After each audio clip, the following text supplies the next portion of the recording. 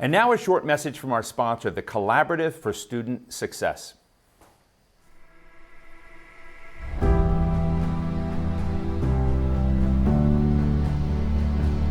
The pandemic has put this nation's education system under more pressure than at any other time in modern history. Across the country, the coronavirus abruptly forced at least 55 million kids from elementary school to college out of their classrooms.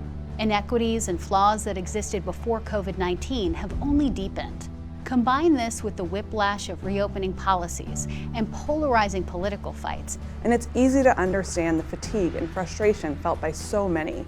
Our country has responded to the pandemic with unprecedented federal resources to the tune of $189 billion. States and school districts have been given the power to decide how these funds are used.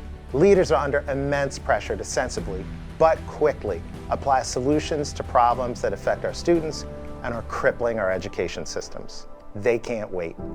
Action is required in the here and now. They need real-time insight into what can make a difference in student and school recovery. So they need to know the most promising ways to put those recovery dollars to use straight away. And they need to consider how to sustain these efforts when that influx of funding goes away. Despite the adversity, there are bright spots where schools are innovating. It is possible for our nation's schools to emerge from 2 years of turmoil positioned for success. We have the potential to make generational advancements in delivering high-quality instruction, supporting students and families, and equipping and empowering parents and educators. The Collaborative for Student Success is proud to partner with the Center on Reinventing Public Education and the Edgenomics Lab at Georgetown University on a tool that showcases innovative, high-potential actions that states, districts, and schools are taking right now that deserve to be replicated. Our platform, the EduRecovery Hub, identifies strong practices in recovery across a variety of school community needs, including approaches for accelerating student learning, supporting educators and families, and improving facilities and technology. We believe that by focusing our attention on these successful practices, we have the opportunity to help schools recover stronger and in a way that benefits all students. We've already seen promising and bold examples of using these relief funds to meet adversity with ingenuity. Texas is making a firm statement in support of using data to target instruction and drive student learning. In Arizona, state and district officials are coordinating on large-scale expansion of early childhood education programs and modernizing K-12 transportation systems. Connecticut is using the funding to re-engage students who became disconnected during the pandemic by providing in-home family support for children returning to school.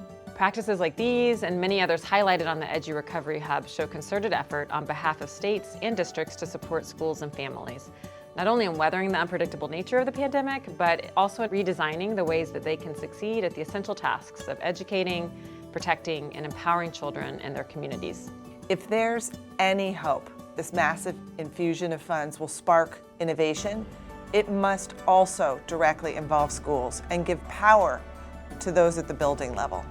We've seen what can happen when you give funding directly to schools, so they can decide how best to spend on behalf of their students.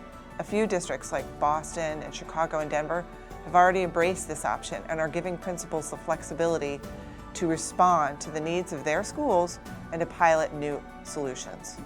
We know we haven't captured every good example, which is why we're asking for help in identifying more. We also know that not all of these practices are going to work, which is why we're going to do our best to follow how they're implemented and how they're measured. The pandemic dealt a serious blow to our educational system.